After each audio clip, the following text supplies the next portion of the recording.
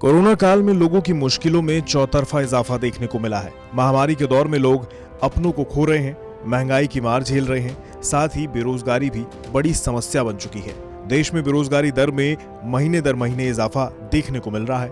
मई के महीने में तो बेरोजगारी दर बढ़कर अप्रैल के मुकाबले दोगुने स्तर पर पहुंच गई है। ऐसा देश के कई राज्यों में लॉकडाउन और कुछ राज्यों में आंशिक लॉकडाउन की वजह से देखने को मिल रहा है। Centre for monitoring Indian economy यानी सियाम के आंकड़ों के मुताबिक 16 मई को खत्म हुए हफ्ते के दौरान बेरोजगारी दर बढ़कर 14.34% हो गई। पिछले एक साल का ये सबसे अधिकतम स्तर है। देश में इस वक्त बेरोजगारी दर 49 हफ्तों के उच्चतम स्तर पर पहुंच गई है। 9 मई को खत्म हफ्ते में बेरोजगारी दर 8.67% थी। अप्रैल महीने में लॉकडाउन की वजह से करीब 75 लाख लोगों ने अपनी नौकरी गंवाई है। मई के बेरोजगारी के आंकड़ों में सबसे ज्यादा चिंता ग्रामीण इलाकों में बेरोजगारी का तेजी से बढ़ना है।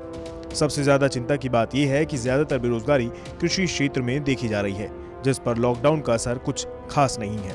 असल में अप्रैल में वैसे ही खेती के लिए सुस्ती वाला महीना माना जाता है, क्योंकि तब रबी की फसल कट गई होती है और खरीफे की फसल के लिए काम मई में शुरू होता है। ग्रामीण इलाकों में पिछले साल के मुकाबले बेरोजगारी दर 100% बढ़कर 17.51% पर पहुंच गई है, जबकि अप्रैल में ग्रामीण इलाकों में बेरोजगारी दर 7.13% और शहरी क्षेत्र में 9.78% थी।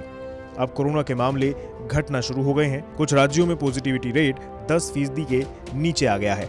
ऐसे में माना जा रहा है कि अगले हफ्ते से लॉकडाउन को कुछ राज्यों में कुछ पाबंदियों के साथ खोला जा सकता है। लॉकडाउन खुलने के बाद ही अब बेरोजगारी में कुछ कमी हो पाएगी।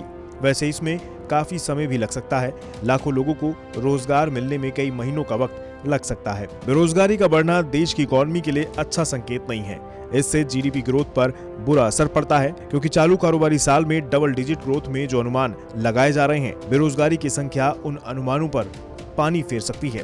बेरोजगारी की संख्या का सीधा मांग से ताल्लुक होता है, क्योंकि नौकरी ना होने की वजह से लोगों के पास खर्च करने के लिए पैसे नहीं होंगे, जिसकी वजह से मांग में कमी आएगी।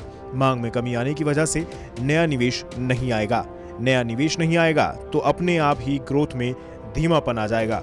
इसलिए कोरोना के मामलों को काबू करने के साथ साथ सरकार को बेरोजगारी को कम करने पर भी ध्यान देने की जरूरत है, वरना कोरोना से बच गए तो बेरोजगारी और रोजी रोटी का संकट मार देगा।